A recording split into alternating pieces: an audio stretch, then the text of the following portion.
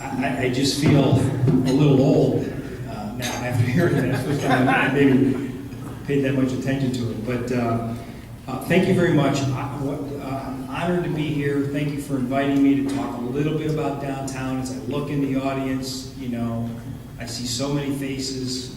You have created you've created the energy of downtown, and I've come in kind of on the back end of that, so I thank you for everything that you've done to date, because there are some great assets in downtown. I live downtown as well, so I'm a little biased. I work and live downtown. Kind of one of those people that left downtown and now is coming back. Maybe you're thinking about that as well. And of course, the young professionals are really keyed in to downtown and moving back to the core, and you've probably been reading about that trend, and it's happening here in Louisville as well. What I'm going to do is just hit some highlights. We got a few minutes, so I'll just hit some highlights of our state of downtown. As Dr. Newberry mentioned, every year we do an objective analysis of where we are downtown. We look at key indicators to see if they're up or down. And we also do a public survey of residents of the city, not just from downtown, how they feel about downtown. What are they thinking about downtown? And I will mention too that really blessed to have an outstanding board. We're a not-for-profit, we're not part of the city. We're funded almost equally between the public sector and the private sector. And we look at good economic development, good planning for downtown, I hope in a very objective perspective. That is what our board members require.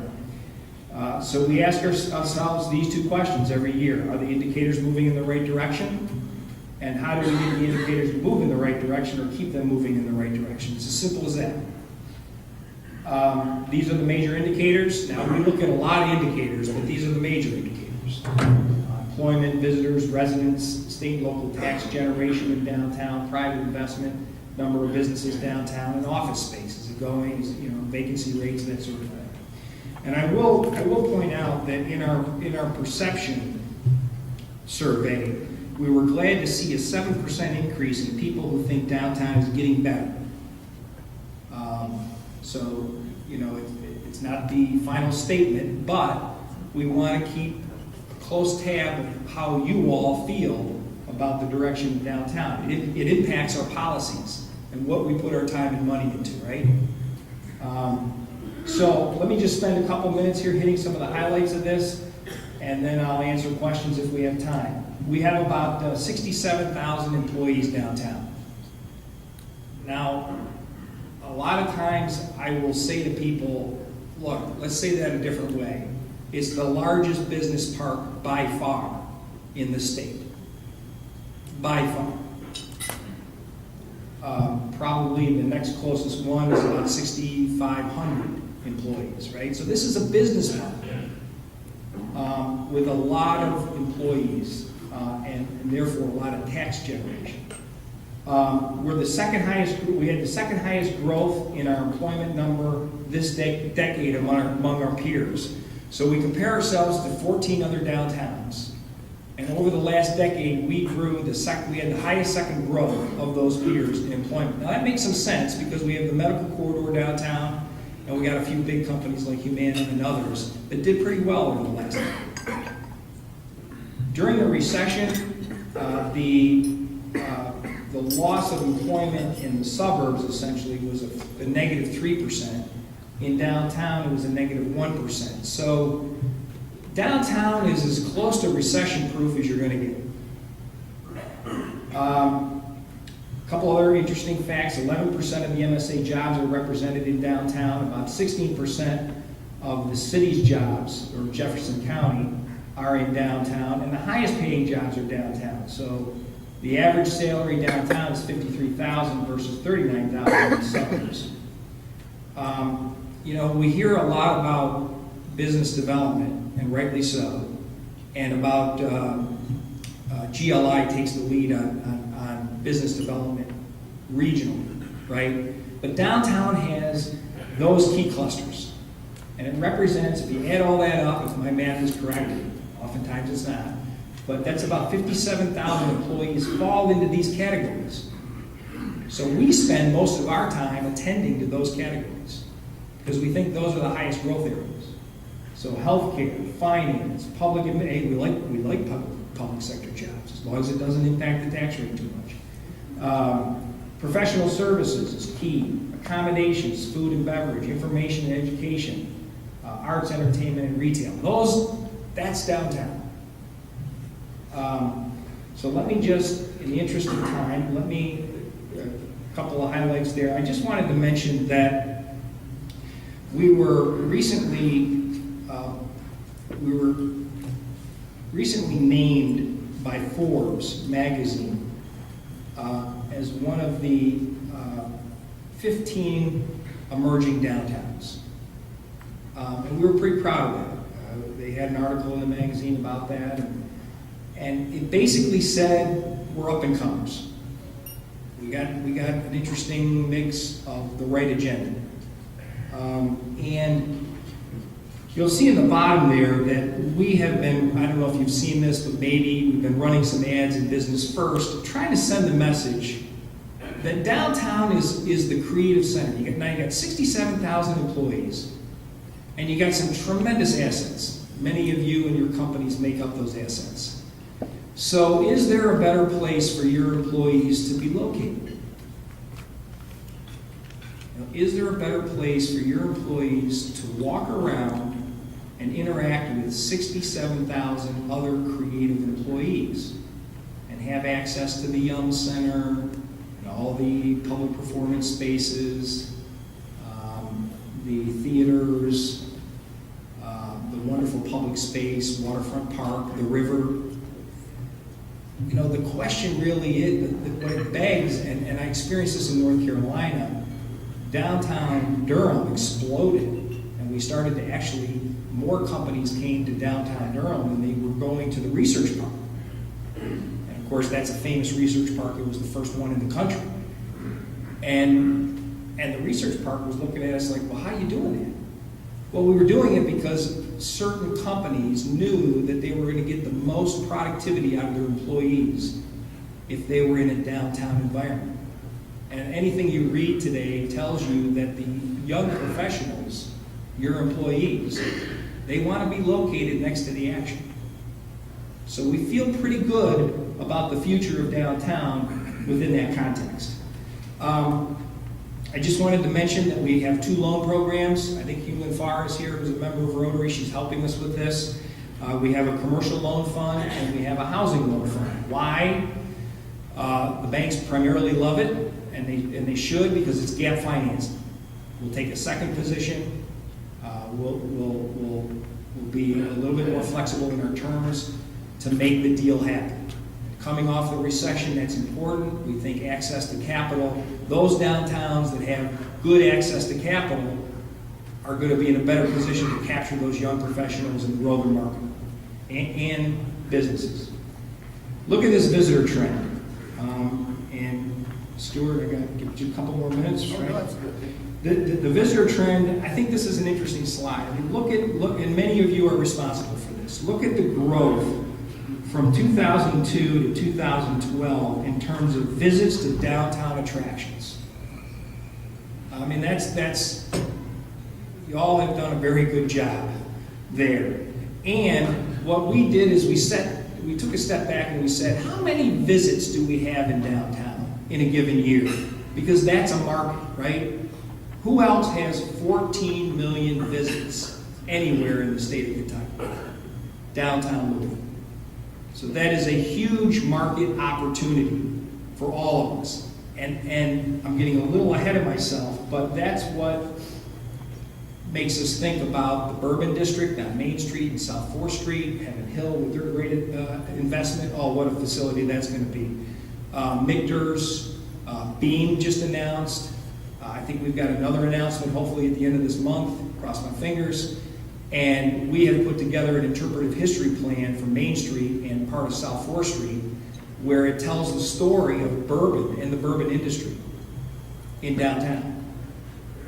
You all know that history, but geez, we got to tell So we're excited about what's happening there, and then I'm really excited about this.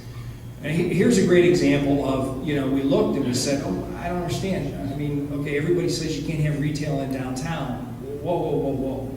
I'm not sure I get that, right? So we took a step back and we did a market analysis. And the market analysis clearly said that the workers downtown, remember that number, 67,000, and the visitors downtown, remember that number, 14 million, need a place to shop downtown.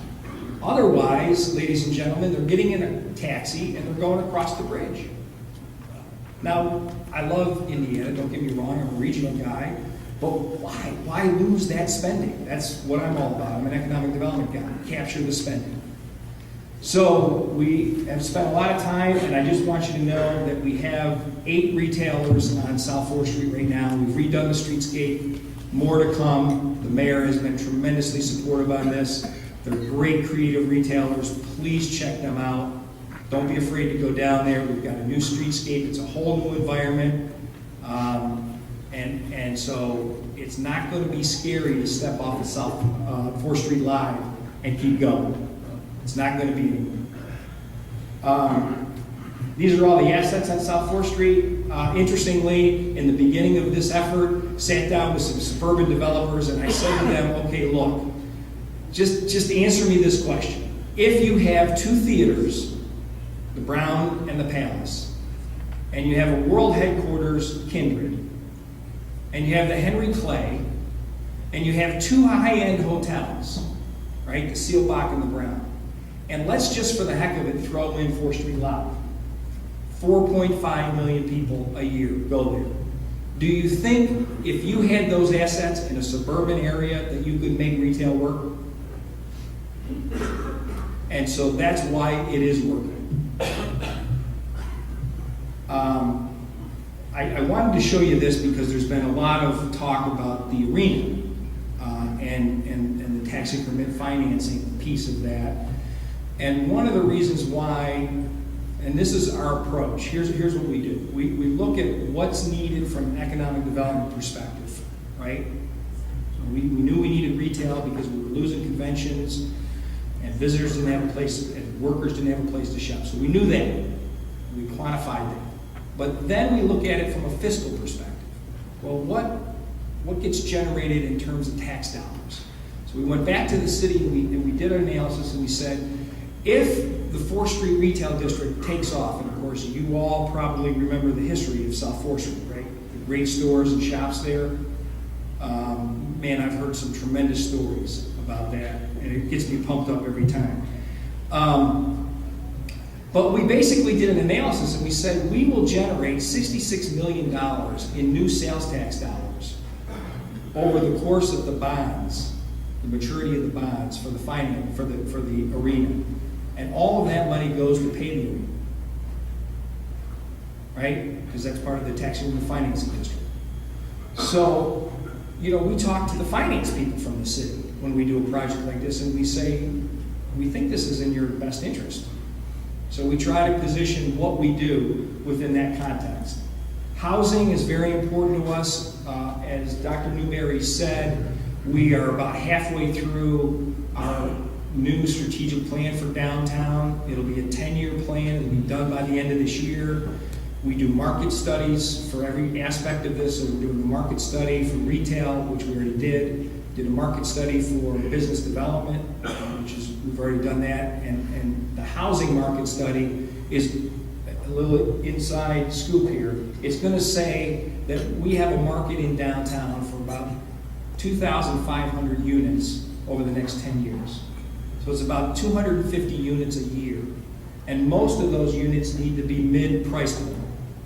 It can't be the high-end luxury stuff. I mean, some of that, but we've done a lot of that, right? So we need to hit that mid-price point, and that's where the young professionals come in. So we're working the numbers to make sure that we can get there and help developers and some of you in the audience accomplish that. We've got an 11-point plan here on housing that many housing experts are helping us work through. And I just wanted to touch lastly on the fiscal impact, and then I'll let you all go. This is real important to us. as I've stressed before. As you can see, 21% of Metro's occupational tax revenue is generated by downtown. So it is not about downtown versus the neighborhoods. We're all in this together.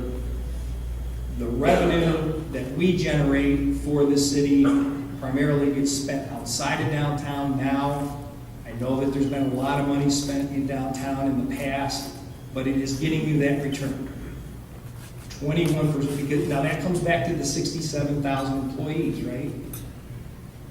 In downtown. So the more we grow that base, especially from outside, then the more revenue we have there. And I think it's about 126 million that goes to the state just because of downtown. Now, downtown is less than 0.5 acres.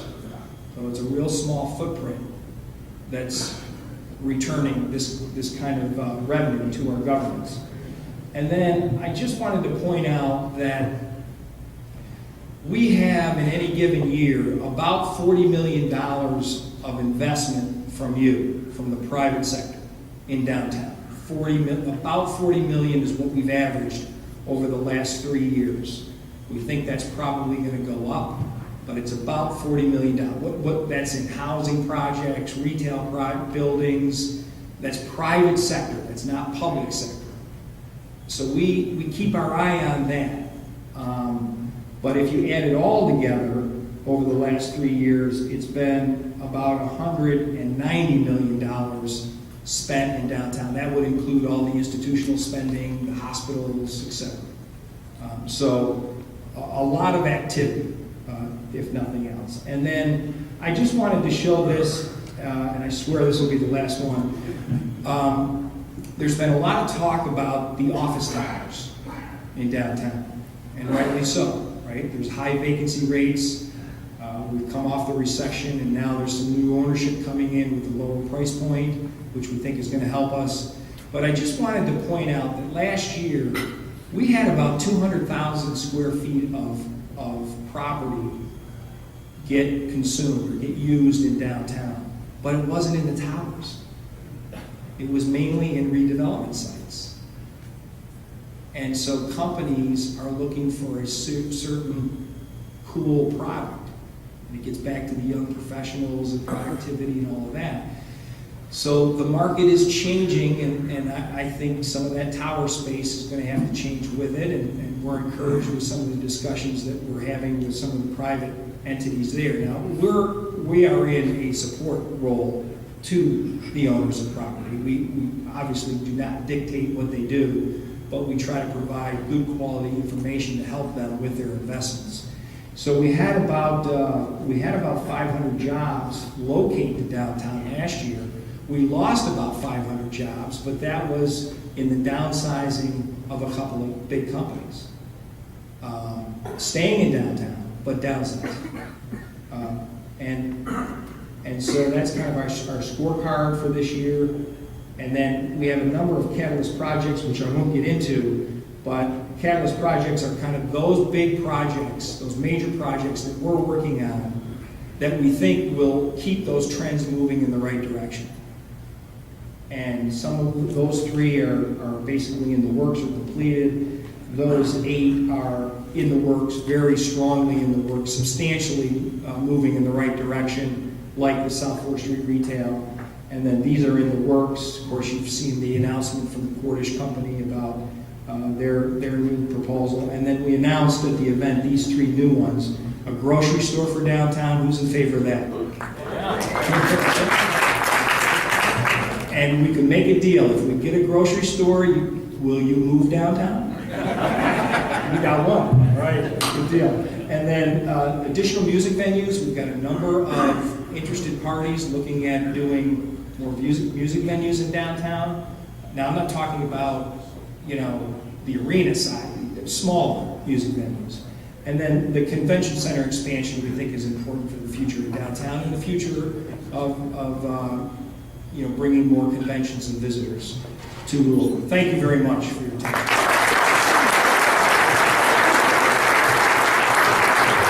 Please, microphone for your questions. I know there will be some. I'm not sure. Can you define downtown that you're talking about? I guess it's geographical boundaries. Yeah, great question. I'm sorry about not doing that. Basically, from Broadway to the river, and from like 10th and 11th Street over to Hancock. But it would include Nulu as well, and we also get involved with projects on the fringe. Alan, can you give us about a 30-second explanation again of what a TIF is? And how many TIFs are in that downtown area already? Yeah, great question. A TIF is a tax, it stands for tax increment financing. And it essentially means that if a project is designated a TIF, some of the additional tax revenue that's generated because of the project goes back into the project.